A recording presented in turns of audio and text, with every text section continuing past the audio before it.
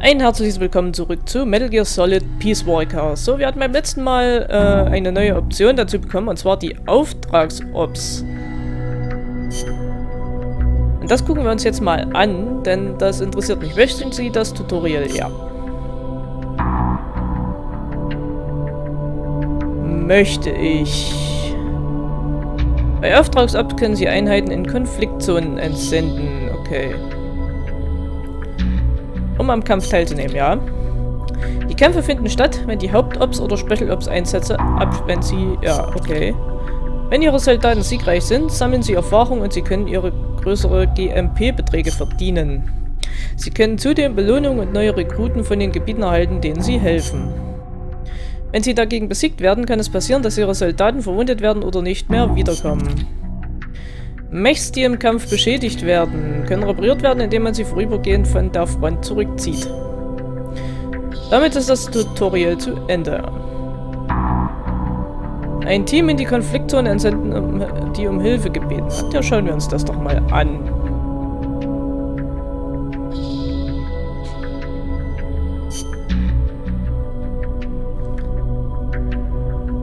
Feindliches Team mit 2 Soldaten, okay.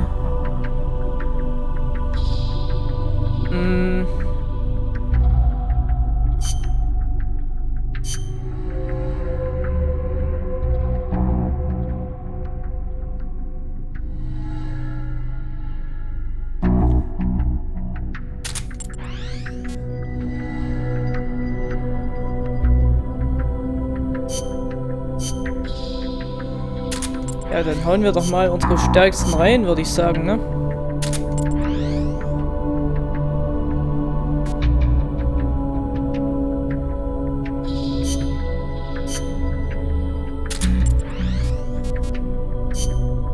Einfach mal. So.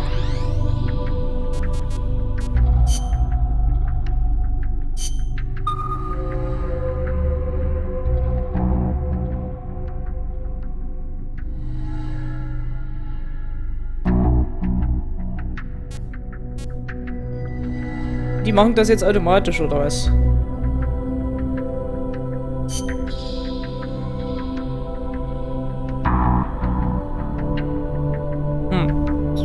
Okay.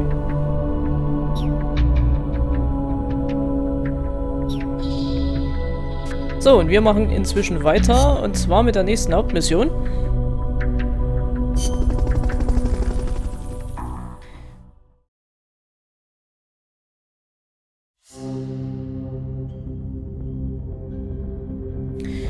Begeben Sie sich zum Nebelwald.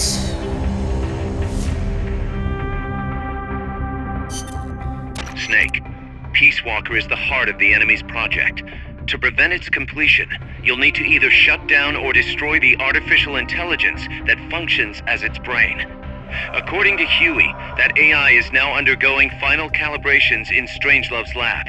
It's inside a tropical cloud forest. Slip in and terminate that AI before they ship it out. Okay, schauen wir uns mal das Briefing an. We've also confirmed that some of the enemies specialize in ambushes. Amanda's crew calls them scouts. They'll blend themselves in with the terrain and the vegetation. Then, when they see you, they'll swoop in. They fight pretty much like commandos, and will use clearing techniques to flush you out. In addition to wielding normal weapons, the scouts also carry wires. Sounds like these guys know their CQC. Could be. We've been getting reports of CQC attacks being blocked by wires. Stay alert. Okay.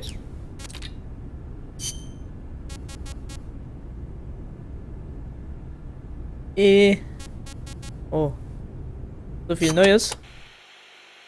Are there any large-scale ruins in Costa Rica, Paz? There is a place east of Cartago called Guajabu. They have ruins there, but they're not especially big. Not the place I'm thinking of. Any others? Well, if you go a little way across the border into Nicaragua, there's a place called La Fortaleza de la Inmaculada Concepción. That is the only famous one. Then what were those ruins I saw from up on Irasu?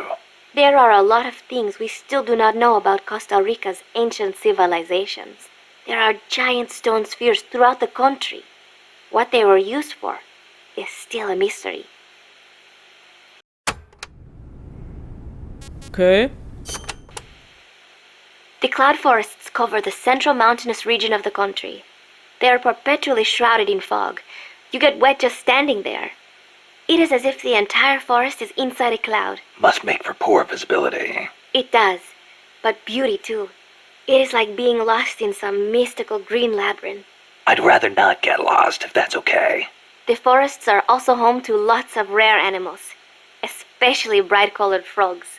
They like the humidity.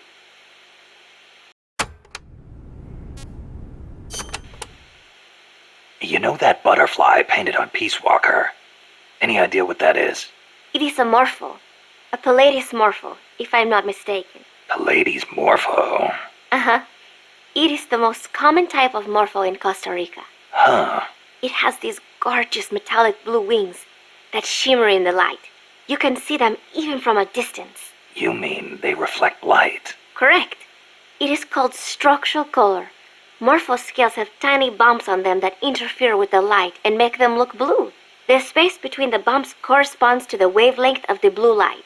Let me see if I get this. So if you could change the spacing, you'd end up seeing a different color. That is the principle. I heard somewhere it is being researched as a way to color cloth without dye. Think of the camouflage you could make with that. Is that all you can think of? Hey, it's important. What I don't get is why they'd put a butterfly on Peace Walker. Maybe because it looks pretty. I hope that's all it is. Ja, ich glaube nicht, dass das das Einzige ist. Ja, wir werden sehen. This area is a tropical cloud forest, continually covered in a thick mist. It is quite a mystical place. Selva de la Leche. Forest of milk. I can barely see in front of me. There you go again. The forest is basically sitting in a cloud, so of course it's going to be hard to see. But you know, the cloud forest is the only place many exotic creatures can live. Well, if they're not edible, I'm not interested. Snake, I'll have you know people travel from all around the world to witness Costa Rica's unique fauna.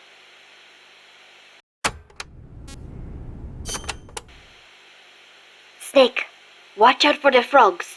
Why? They bite? Relax. No frog's ever eaten a snake. Although, I've feasted on a few frog's legs myself. But they are dangerous. They are poisonous. Poisonous? Poison dart frogs live up to their name, I assure you. Their poison is so strong, the Indígena use them to make poison-tipped arrows.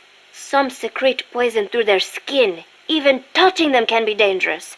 So don't go petting them or anything. So, I can't eat one? I am warning you. Nee, sollten wir wohl lieber nicht essen, ne? From here on in, you'll be in a cloud forest. The ground is covered in vegetation. You'll have plenty of hiding places, but so will the enemy. I'll keep an eye out for scouts. Trying to force your way through would be suicide. Know the enemy's location before making any moves. Too bad you don't have some sort of radar. I could try night vision. Once you know where an enemy is, decide how you want to handle him. You could get into his blind spots. Or drop him from a distance before he even has a clue someone's around. An eye for an eye, right? Ich weiß gar nicht, ob ich das Nachtsichtgerät schon habe. Muss ich dann mal schauen. Chico, you know much about cloud forests? Not that much. All I know is there's a world of difference between a rainy rainforest and a foggy cloud forest. But they have some things in common. But like for instance, you gotta watch out for poison dart frogs.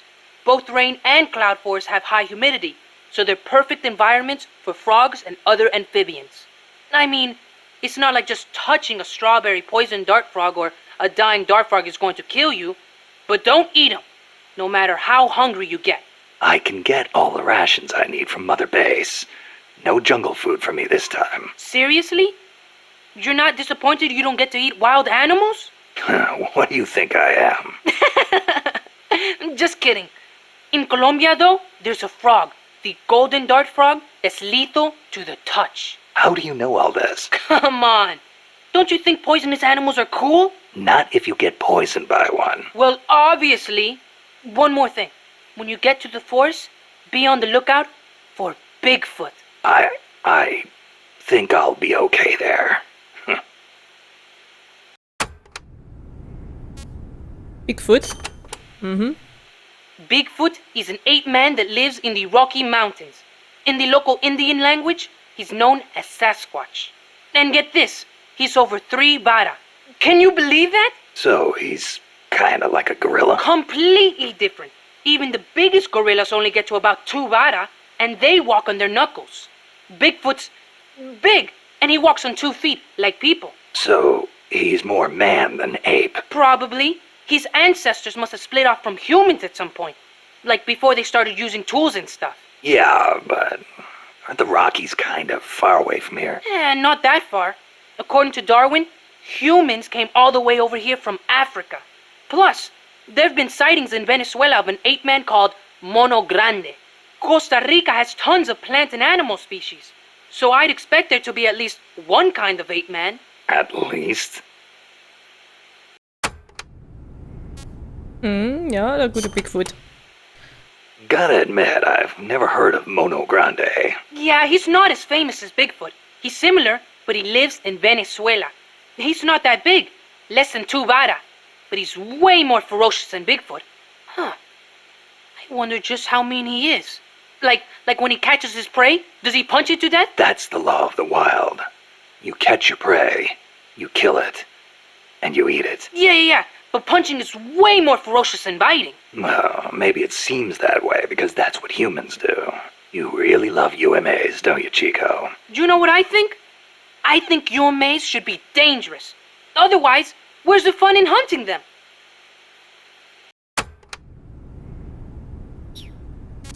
Okay, ach hui, ist jetzt auch noch dabei. Oh, wow.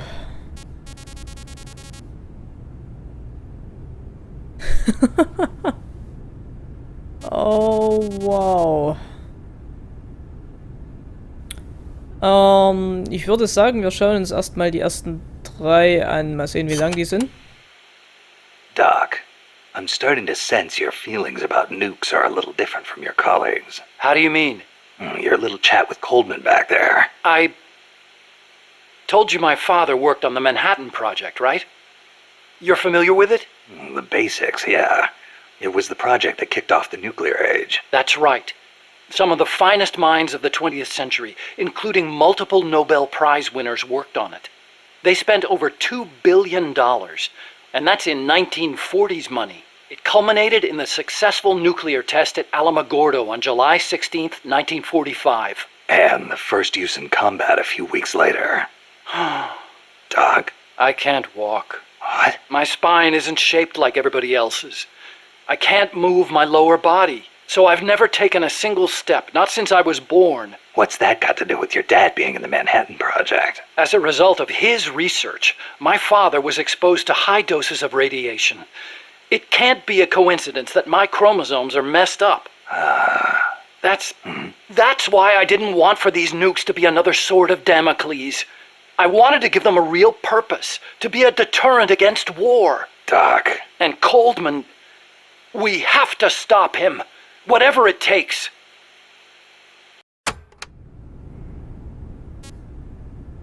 Oh Gott, das werden ja immer mehr. August 6th, 1945, Hiroshima. August 9, Nagasaki. The atom bomb attacks on Japan. My father was married to his work. I don't have a single memory of going places or doing stuff with him on weekends. But even as a kid, I knew on some level that it was for his family. I respected him. My mother used to tell me all the time, "Your father is a brilliant scientist. He saved countless American boys from death. You should be proud of him." Yeah. You could say the war ended because of those bombs. When I was in the 5th grade, a Japanese student transferred to our class. She showed me photos of Hiroshima after the bomb. I couldn't believe my eyes. A city of over 350,000 people reduced to a scorch mark on the ground. by a single atomic bomb. Houses blown off their foundations, burned to ashes. The only things left standing were the skeletons of steel-framed buildings. And it wasn't just the buildings. Blackened corpses on the side of the road. Survivors covered head to toe in severe burns. Within a few months, over 70,000 had died in Nagasaki, twice that in Hiroshima. For years after that, I couldn't talk to my father. Couldn't even stand to look at his face. I know how you feel, Doc. But your father's your father. If he hadn't worked on that project, my body wouldn't be like this. I could be researching something else. I could have lived a normal life.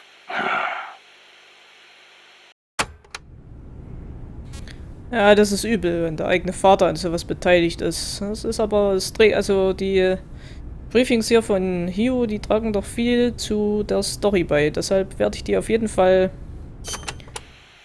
durch. It wasn't so long ago the lassen. world stood on the brink of nuclear war. Just over on the other side of the Caribbean. I was 17 at the time. I'd skipped a few grades and was a sophomore at MIT. I remember feeling kind of apathetic about the news that came in every day. It seemed clear to me that as long as they had a grasp of the concept of nuclear deterrence, there was nothing to fear. Either that, or they were fanning that fear on purpose. As a way to secure a bigger defense budget? Huh, I can see that. But if that was their plan, it kind of backfired. Because it ushered in the era of détente between East and West. Coldman's really gonna do it this time. Once the nuclear genie is out of the bottle, the yoke of deterrence is going to be meaningless. People will die. Cities will burn. We have to stop him now before it's too late to turn back. So, eins noch. So you've been doing nuclear research your whole life? No, not really. At first I wanted to be an aerospace engineer. For me, the Sputnik launch was a good shock, not a bad one. I thought the age when science was used for war was over, and that a glorious age of space exploration was dawning. The year I skipped ahead and got into MIT, Gagarin went into orbit, which made me more excited than ever.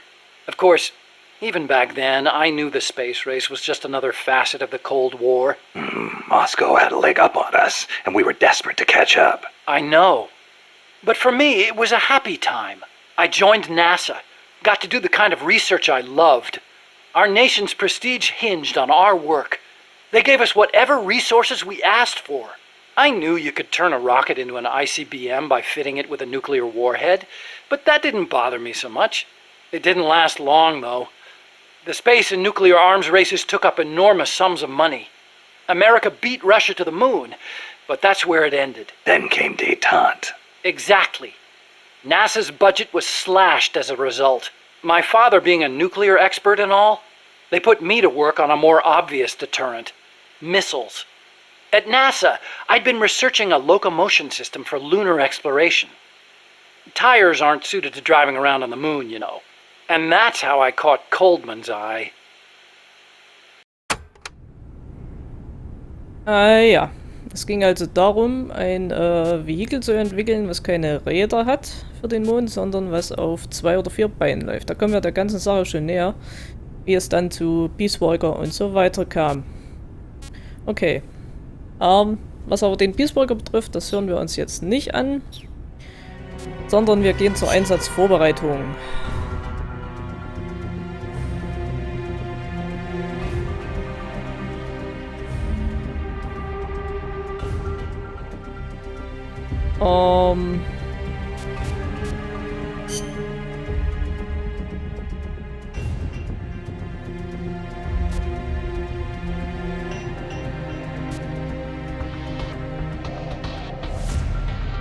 Ich würde mal sagen, wir bleiben bei den Tigerstreifen.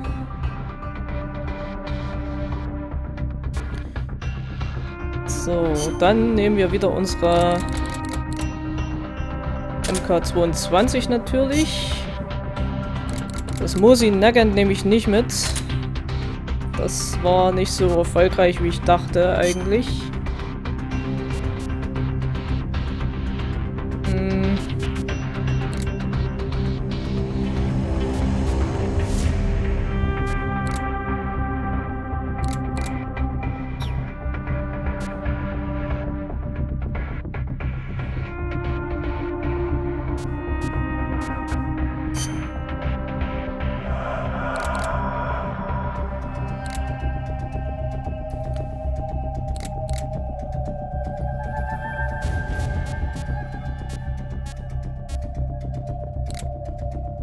Das Nachtsichtgerät ist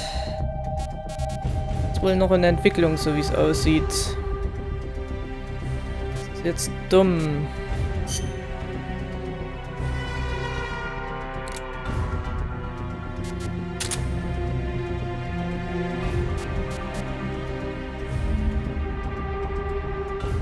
Gut, dann gehen wir so. Der Hoffnung, dass ich die Gegner irgendwie trotzdem sehe. Kapitel 2, die Phantomheldin. Okay.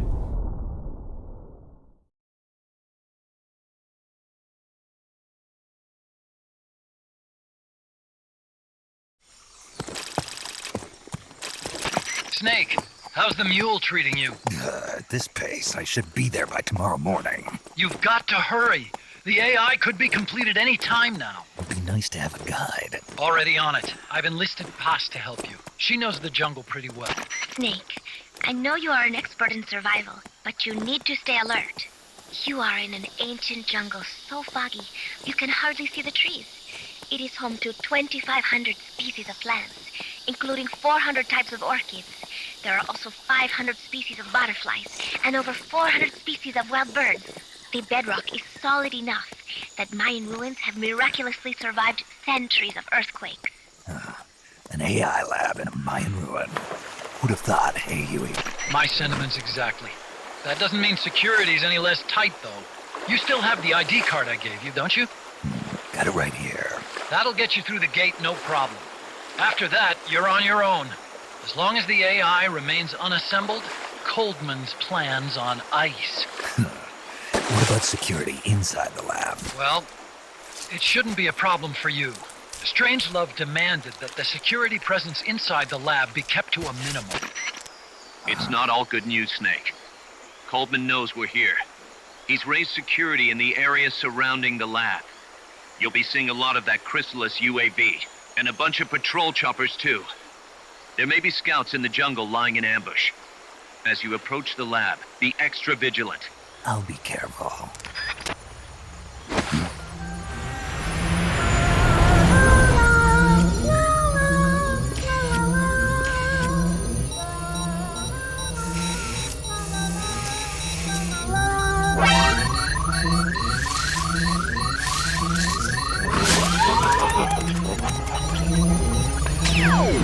Na, großartig. They're looking for you. Stay sharp.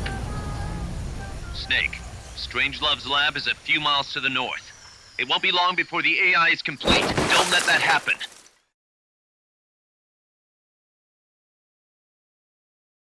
So, das Ding hat uns entdeckt. Ich hoffe mal, es wird keinen Alarm ausgelöst haben. Nicht, dass ich hier jetzt im Alarmmodus drücken muss. Careful. If there's enemy scouts around here, they'll be nearly impossible to see. Okay.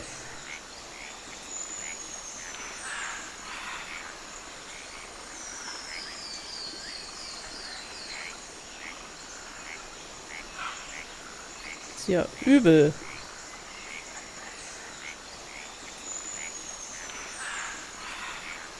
Watch out. Enemy search may not spot enemies that are actively hidden.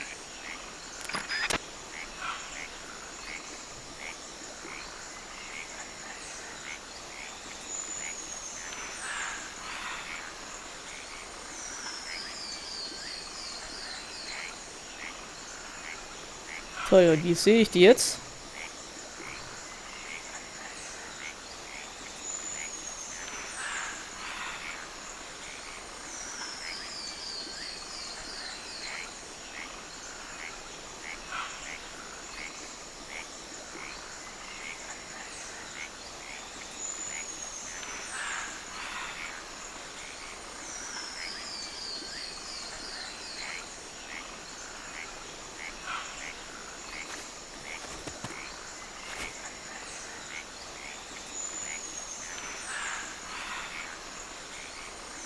Wie sehe ich die jetzt?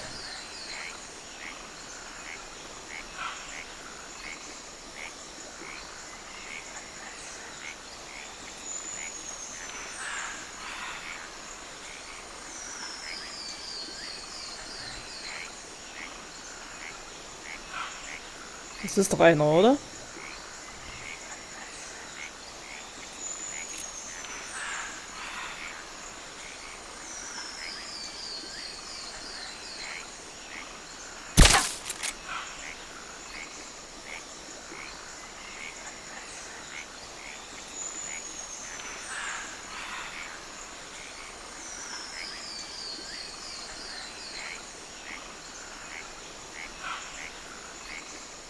Hätte gedacht, das wäre einer.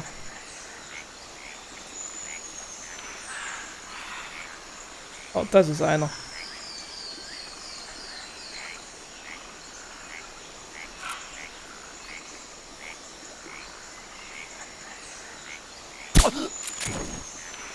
Das ist einer.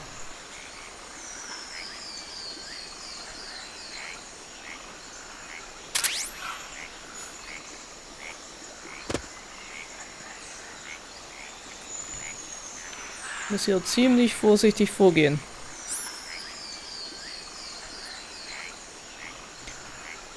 Ah, ich habe das Faltensystem vergessen, ganz toll.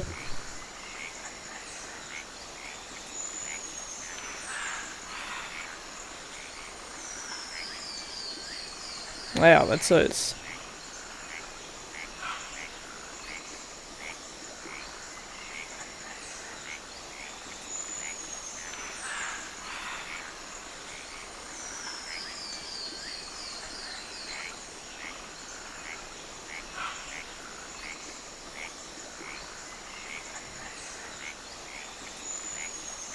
Was soll's?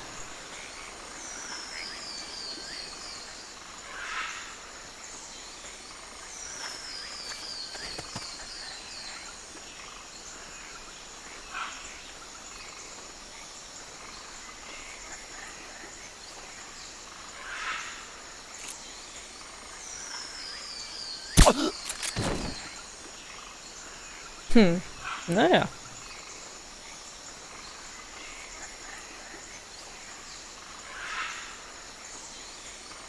Wow, ich muss hier übel vorsichtig sein.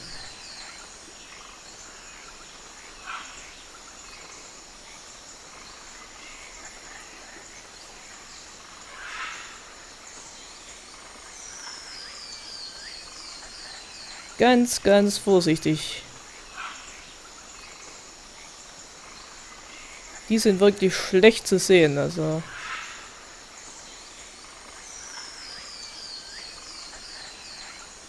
Die können überall sitzen, ne?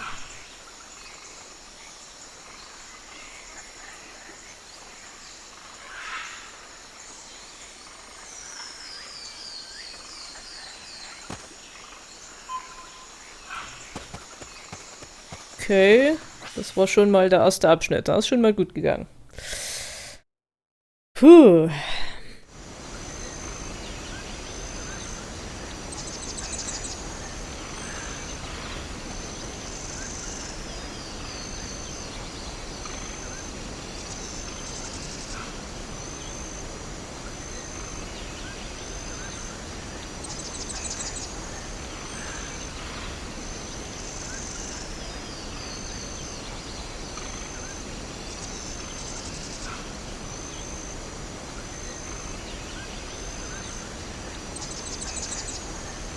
Okay, ich sehe da hinten einen liegen.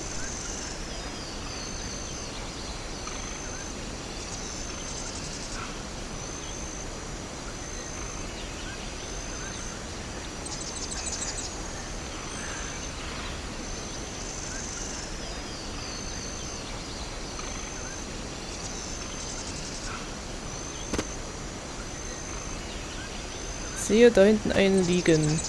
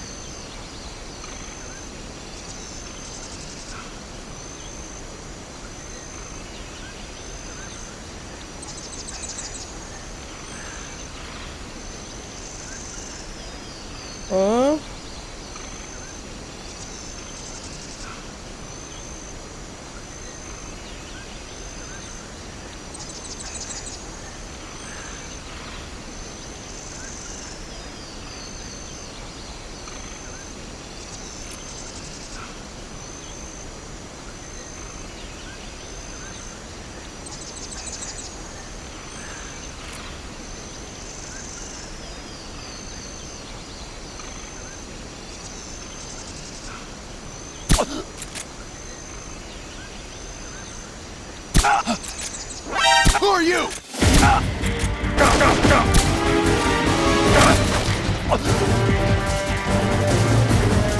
Puh. Ah ja, ganz toll.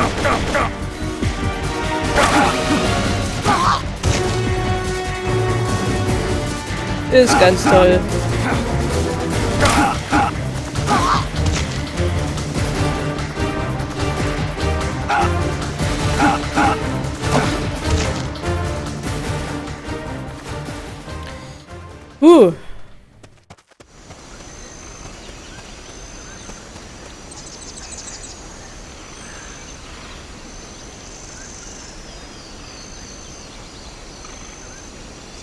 Gut, ich habe den Kopf nicht gleich getroffen. Das war wahrscheinlich nicht so günstig. Aber okay.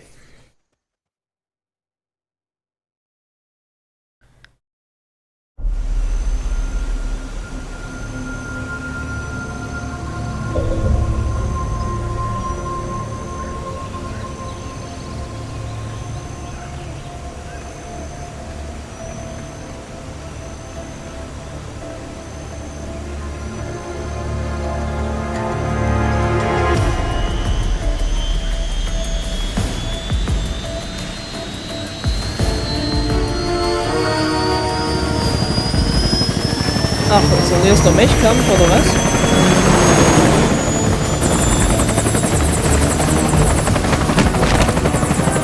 Tatsache.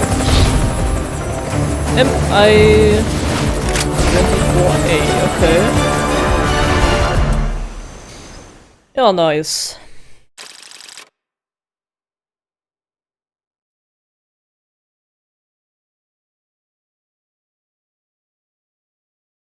Nice, ein Kampf gegen einen Helikopter. Okay.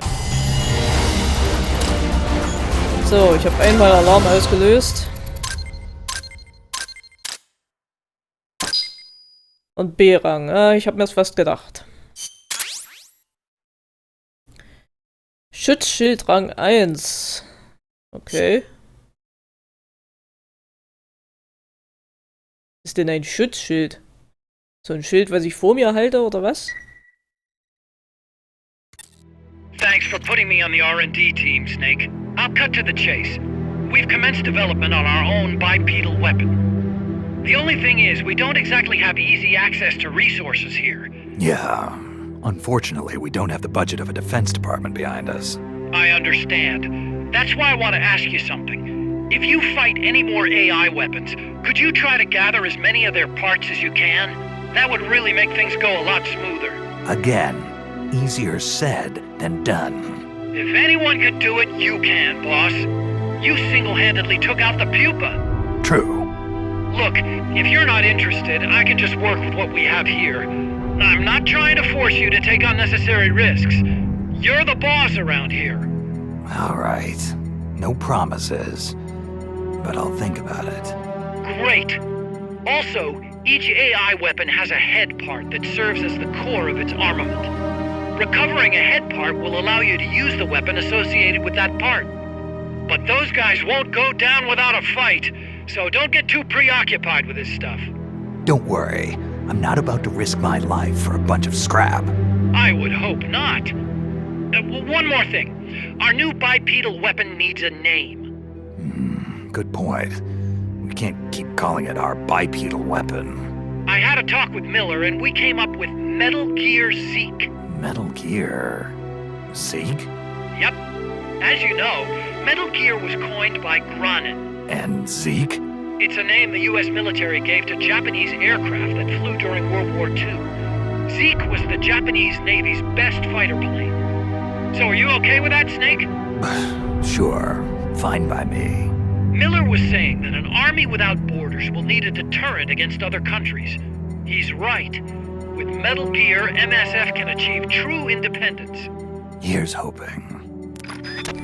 Ja, wollen wir es hoffen, ne?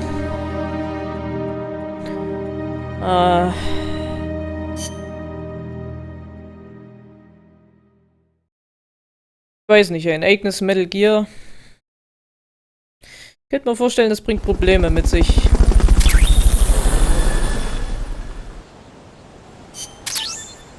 Nachtsichtgerät. Nice. Ah, tatsächlich.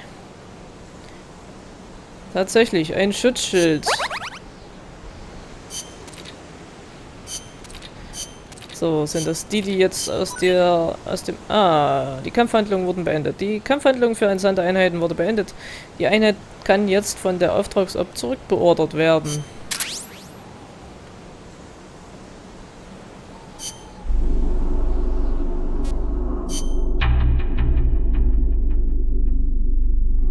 Muss ich das jetzt manuell machen? Team Alpha ist zurückgekehrt. Ergebnisse ansehen. Ja, natürlich. Schauen wir uns mal an.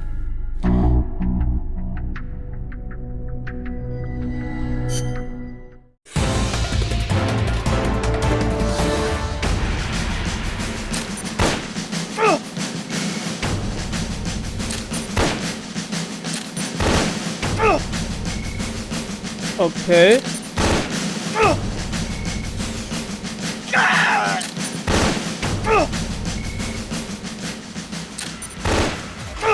Na gut, das war mal ein bisschen overpowered, ne?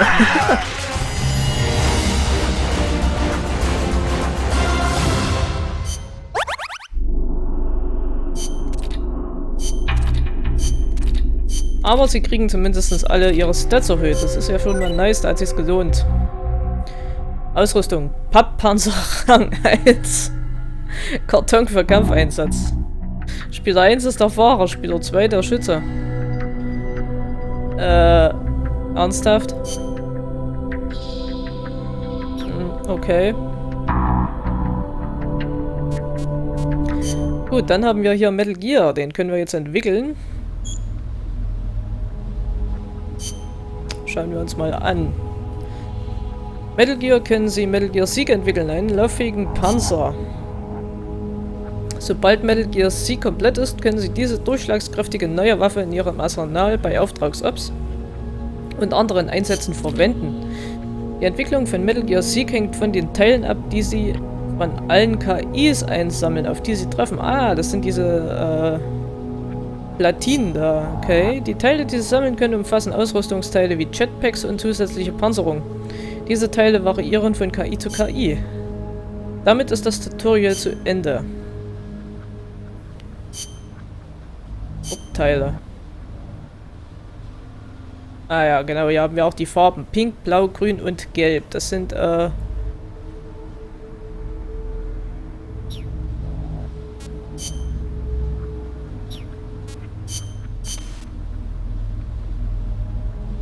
genau.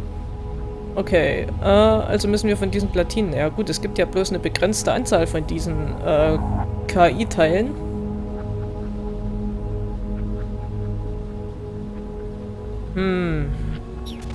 Mal schauen, ob wir die zusammenkriegen. Aber ich glaube nicht, dass wir das beim ersten Mal durchspielen schaffen. Da werde ich das Spiel oder die Mission wohl mehrmals spielen müssen, um an diese Teile zu kommen, ne? Naja, schauen wir mal.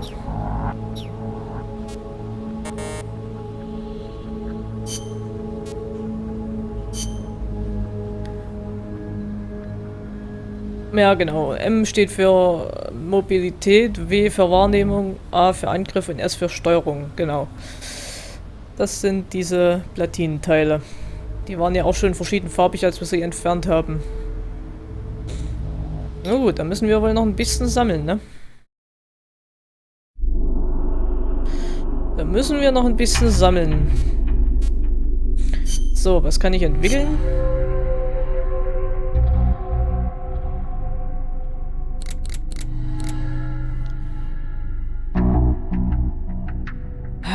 Rauchgranate ist noch nicht auf 2. Ist schlecht.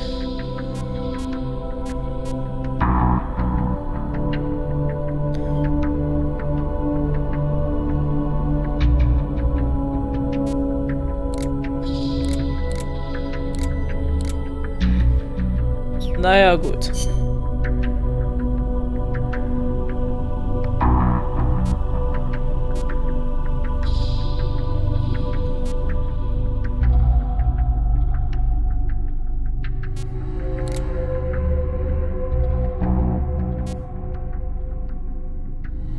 Ration Rang 2.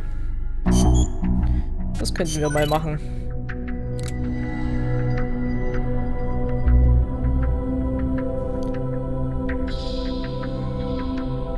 Das Schild, ich weiß nicht, ob das so viel bringt.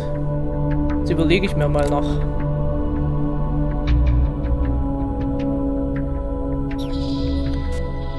Das überlege ich mir mal noch.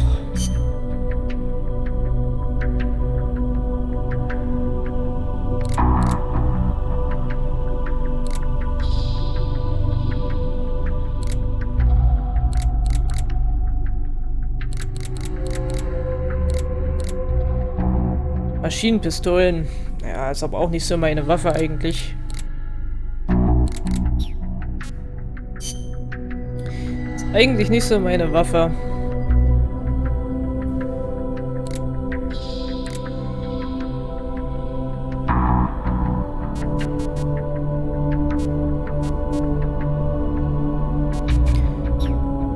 Ich spare mir die GMP mal.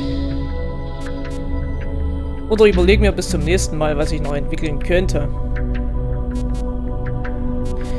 Gut, belassen wir es für diesen Part, auch wenn es mal viel Story war und eigentlich wenig Missionen. Beim nächsten Mal machen wir dann den Kampf gegen den Heli. Und ich denke mal noch die nächste Mission, die darauf folgt. Ich bedanke mich an dieser Stelle bei euch fürs Zusehen und bis dahin, tschüss.